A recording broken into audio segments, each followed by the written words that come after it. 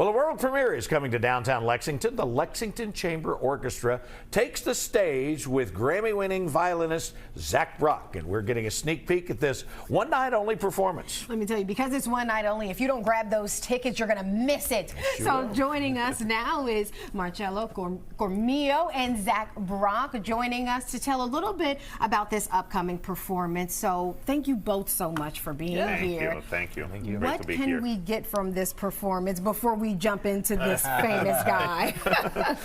Well, we're very excited about this. It's on January 31st. As our audiences know, the Lexington Chamber Orchestra brings to Lexington stages a type of music that it cannot be heard in any other venue. Yes, because it's chamber orchestra.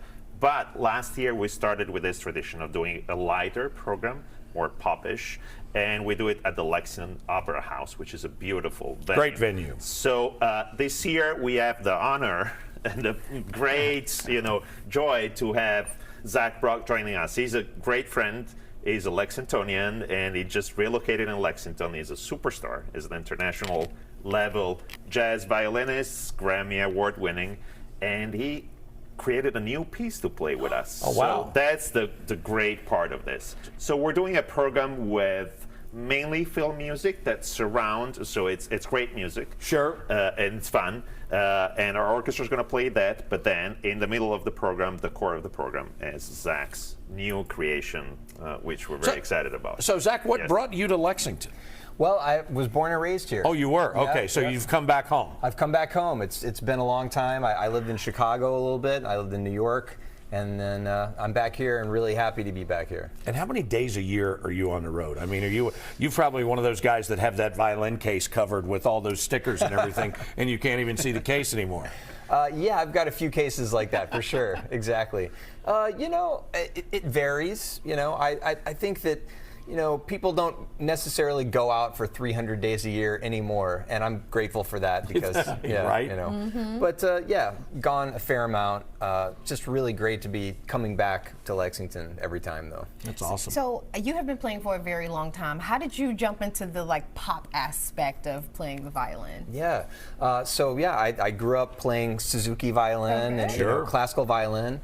But I started improvising, growing up here in Lexington. I also got to play folk music, mountain music, stuff like that. And it was in that context that I, felt more free to try to add, a few notes here or there, little things. And I just kind of got into that. And so I was always doing that while I was still doing my classical studies. And I think by the time I was in high school, I was getting pretty serious about jazz in particular. My dad's a trumpet player. Okay. Actually, my grandfather, Fred F. Moore, was the guy that owned Fred F. Moore Music Company in Chevy Chase. Oh, you're kidding. So yeah, he was a trombone player. Wow. So there's kind of jazz on that side of the family too.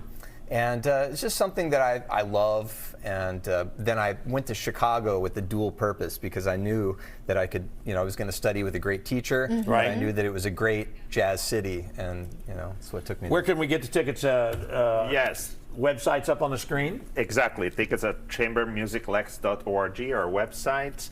And it's on January 31st at the Lexington Opera House, 7:30. Don't miss it. It's going to be a wonderful performance and the world premiere. Thank you. Looking forward to this. Thank you guys so much for coming. Look forward to the performance. Thanks.